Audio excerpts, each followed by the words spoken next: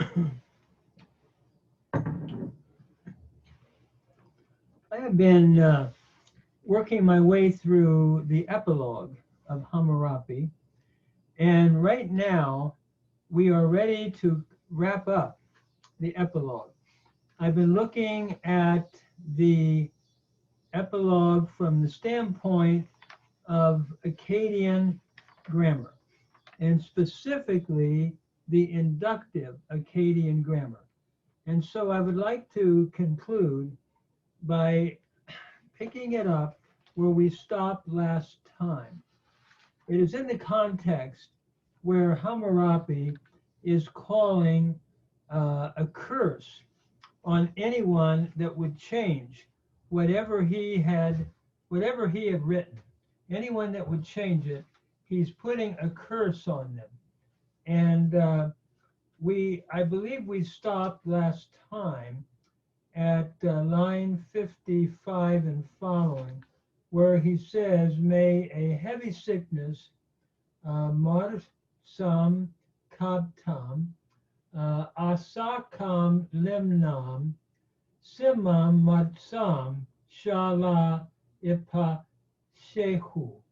That is, may, and he's praying that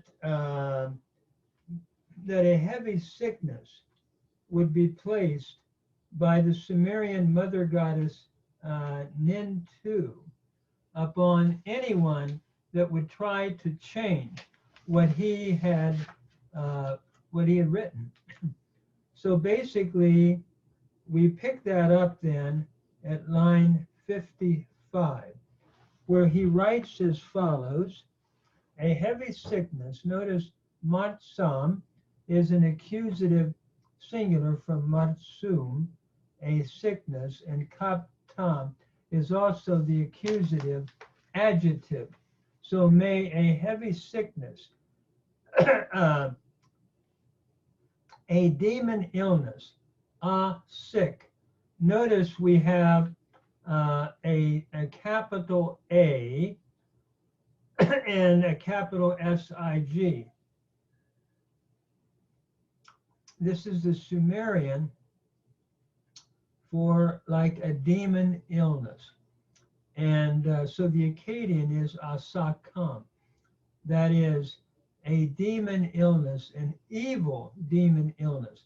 And notice limnu is an adjective meaning evil, and both of these are in the accusative singular, ending in am. So may an evil or bad illness. And then he continues in further apposition, just giving a whole range of things that the negative that he's wishing against anyone that would alter what he had written. Simam matsam shala ipashehu, an injury, a sick wound or injury. Notice simam again is your accusative singular, and matsam is from matsum, meaning sick. So a sick injury, sha, which, the relative pronoun, la ipashehu, which does not abate. Notice from pashahu, to abate, which does not continue to abate. I'm understanding this as a G present, third masculine, which does not abate, a third plural, I should say, from pasahu, to abate. So may these things be placed upon anyone that would change his, can I say what he had written, which does not abate. Furthermore, azu, notice capital A and capital ZU, brought into Akkadian, assume, a physician, and here we have a nominative singular in the ending, a physician, its inner nature, kerebshu la ilamadu. Its inner nature he does not know. Notice kerebshu is from kerbu, meaning that which is inner, or the inner. And then notice shu is your pronominal suffix, third masculine singular. So its inner nature, we could render it la, a negative particle not, which he does not know. In other words, which a physician would not know. Notice elamadu is from lamadu, which is the verb to know. Lamad, interesting in Hebrew, to know. But elamadu, here we have a G present subjunctive following sha, which a physician, his inner nature, does not know, which he does not know. So I'm seeing this to go back to that original sha in 958, and from the verb to know, lamadu. Again, a G present subjunctive, third masculine singular from lamadu. And then ena simdi la unahushu kima nishik mutim la inasahu, which with bandages. Notice ena simti, we have in, and then simdi from simdu, meaning a bandage. So here we have an oblique genitive, can I say plural, with bandages. La, he cannot, the negative particle, cause to heal or to get well. Notice unahushu is from nachashu, meaning to heal or to get well. Here we have a D preterite from nachashu, which he cannot cause to get well. And notice the U vowel introducing the D stem and the doubling of the middle radical, similar to the PL stem in Hebrew.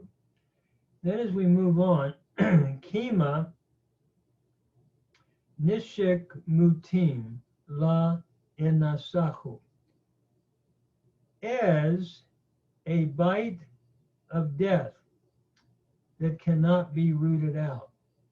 Notice here we have as the preposition, similar to ke in Hebrew, as a bite. Nishku is the Akkadian meaning bite, and nishku and nishik is the construct form of that noun, a bite of death. So we have two nouns in construct here, a bite of death.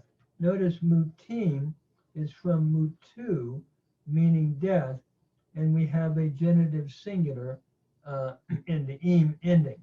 So which as a bite of death, la, it cannot be rooted out.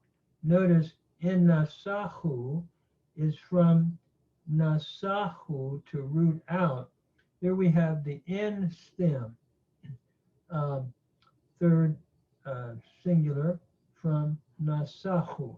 So a bite of death that cannot be rooted out. Notice it's got that passive idea, much like the in stem or the nif vowel in Hebrew. And we have the in consonant here as in the prefix, within the prefix. So then we move on. Ena biniatishu lishitsi ashuma, that is in his body members. Notice inna here is the preposition, and it is taking the genitive case, and biniatishu is from binitu, meaning a body member, and here we have it in the plural, in his members, body members, and shu is your pronominal suffix, third masculine singular. So in his body members, may he cause to come forth to him, literally. That is, he's wishing this bite of death caused to come forth to him, Hammurapi is, upon anyone that would change whatever he had written. Notice Lishitsia Shuma is from the root Watsu. It is a 1W form, and the W has elided. And notice we have the sheen, or the sha, infix here. And so we're looking at a sheen stem here, at a sheen fricative with the li prefix. And notice lishi atsi ashuma. Tsi ashuma would be again from which does not, which basically in his body members, which comes forth to him. And notice the gives it a ventive idea, and then shuma, shum is to him. It's the dative singular from shum. So lishatsi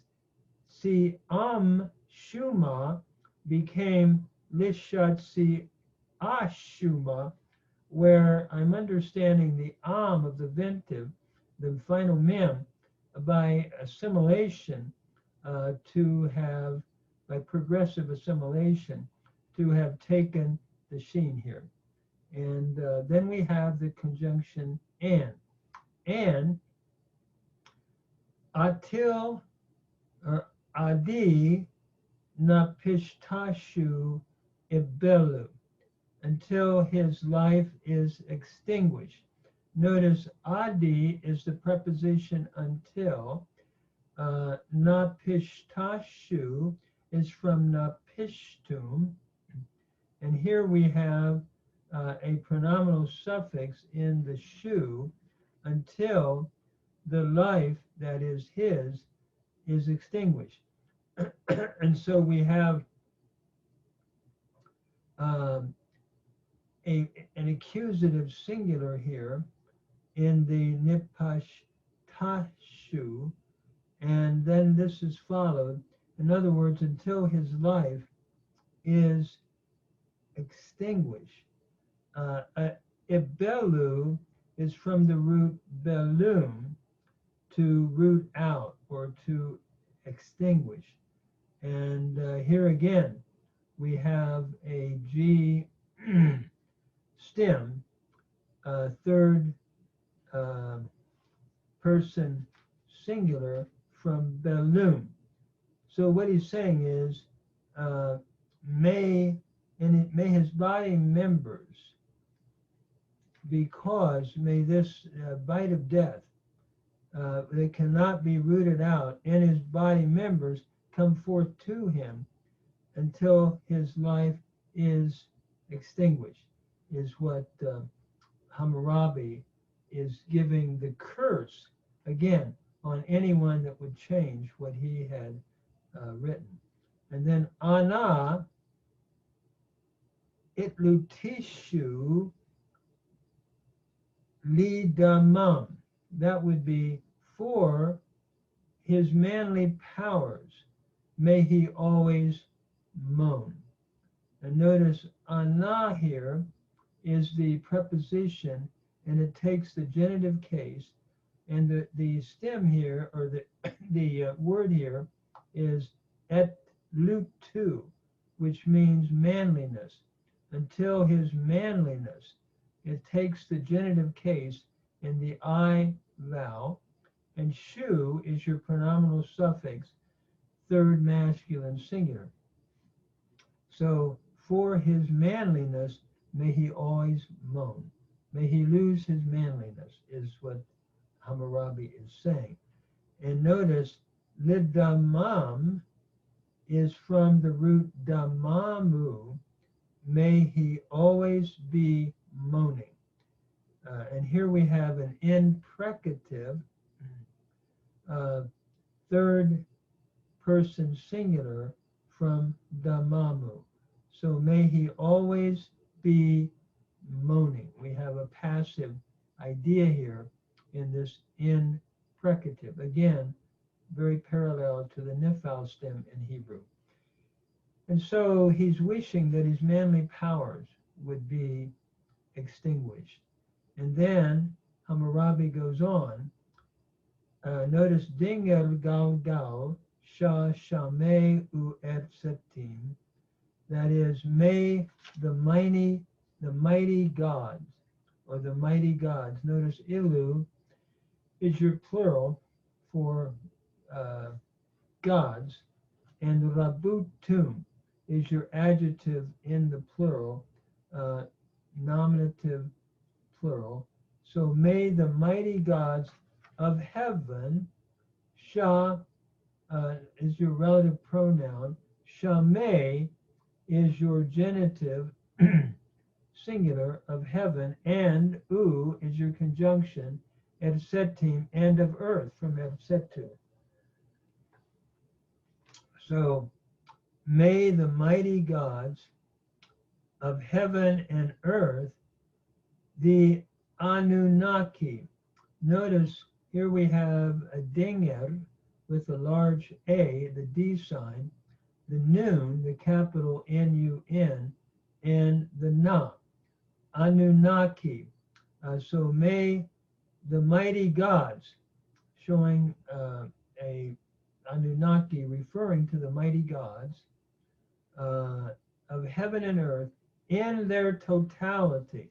Notice inna takes, it's the preposition, and again it takes the genitive case, nafarishunu. Notice nafarishunu, their totality, from nafharu, meaning nafharu, meaning that which is total, and shunu is your pronominal suffix, third masculine plural. So may the Anuka in their totality, the guardian, in other words, he's wishing again that the mighty gods of heaven and earth would bring these different curses upon anyone that might change what he had written, any other king. And then we move on. Shed bitim debiti e babara shuati. That is, the guardian spirit of the temple, and libiti. Notice sick, S-I-G, capital S-I-G 4. We could render this, I think, of the temple of the and mud brick of Ibabar. Notice here, shed is from shedum. It means a guardian spirit, and bitu means house, but here we could render this of the temple, two nouns in construct, and im is in the genitive singular. So the guardian spirit of the temple and the bitum of Ibabara, him, his seed, his land, his warriors, his people, and his troops, with a disastrous curse may he curse. So that's the full sentence.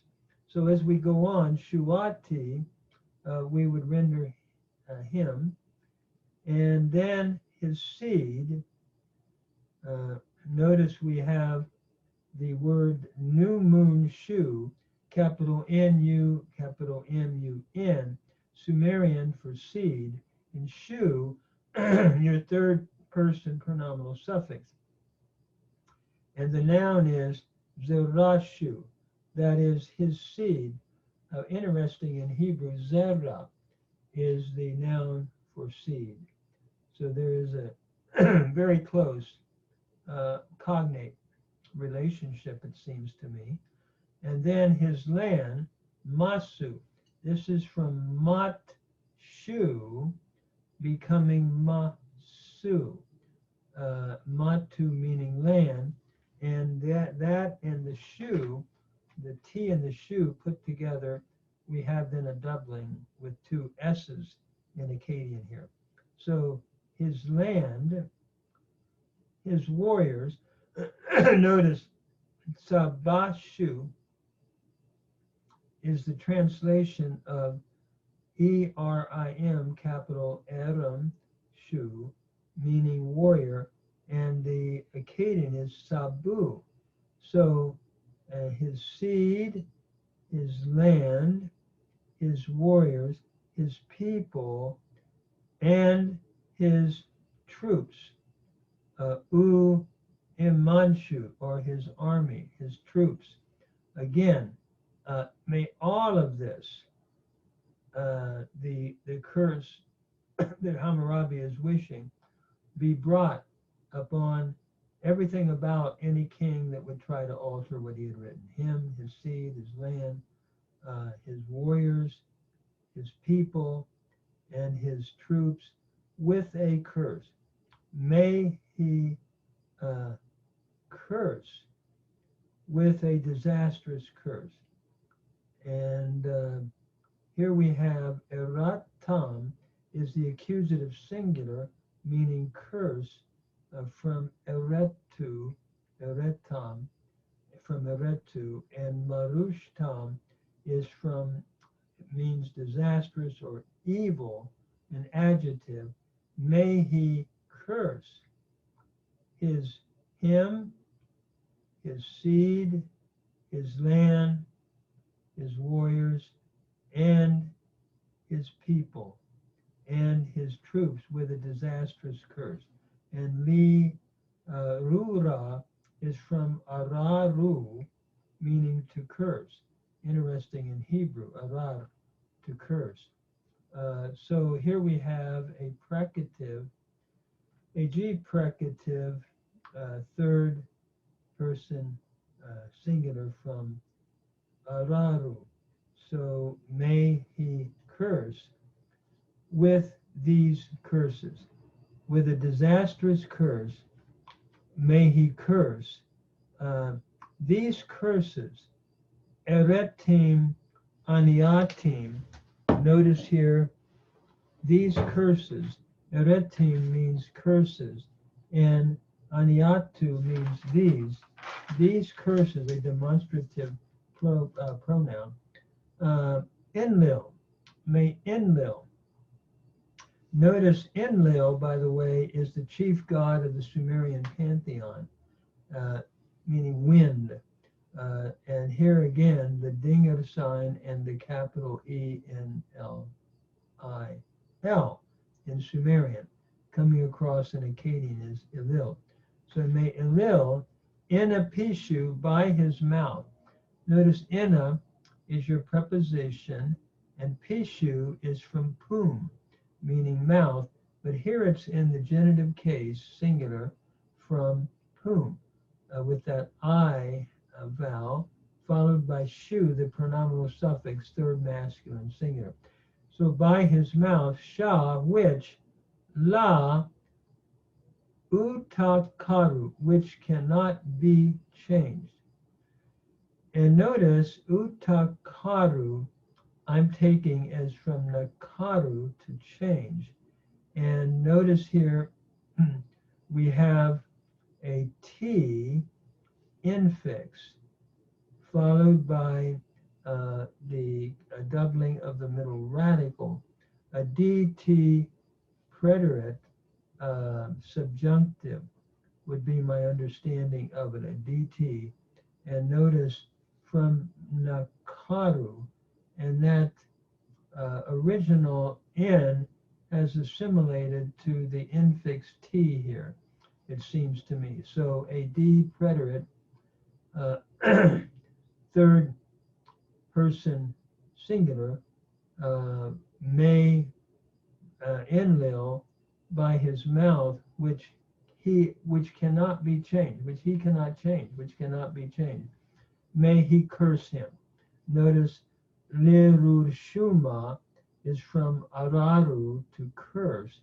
Here we have another precative, a G precative, third masculine singular, and from araru, and shu is your pronominal suffix, third masculine singular.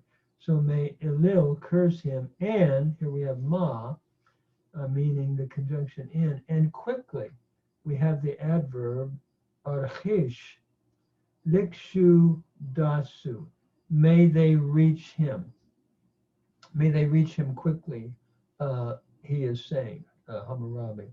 And notice the root here is kashadu, to reach.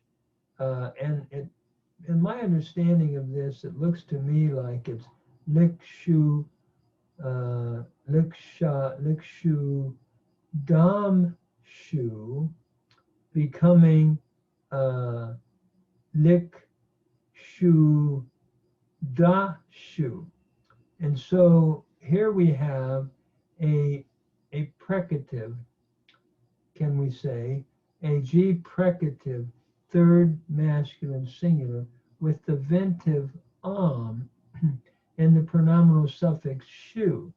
And so the form then would be lik shu dam shu, becoming lik shu da su, where the M of the ventive dam and the final sheen of the pronominal suffix, third masculine singular, have changed to two S's here, becoming likshu dasu.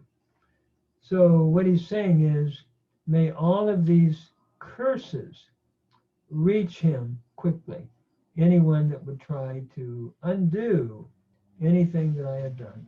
This is Hammurabi's, can I say, a curse against any future king that might try to take away anything that he had written. I've finished this now, and I hope this has been helpful to those of you that have listened to it. This would be part 20. It's almost like 20 different little chapters, I guess you could say. And what we've tried to do is look at each word grammatically from an inductive grammatical point of view. And I hope this is helpful.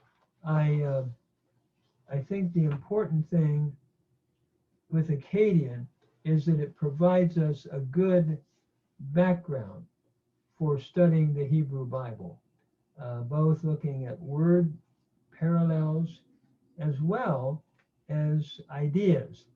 And it would be interesting sometime to continue on in Hammurabi and do a little study of some of his laws and how they are different from the Mosaic laws and so forth. So again, thank you for those of you that have listened.